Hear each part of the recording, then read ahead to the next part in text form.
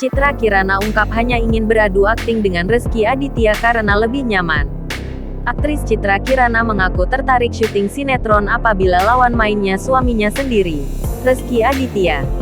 Karena itu pula, menjadi satu di antara alasan Citra Kirana sempat vakum setelah menikah.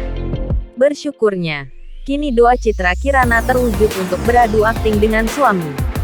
Ia dan Rezky Aditya dipasangkan untuk membintangi sinetron berjudul Aku Titipkan Cinta. Adapun alasan Citra Kirana hanya ingin beradu akting dengan Rezky Aditya.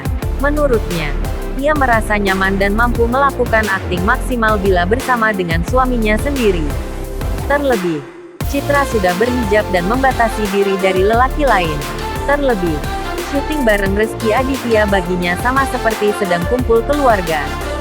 Sudah selesai boy.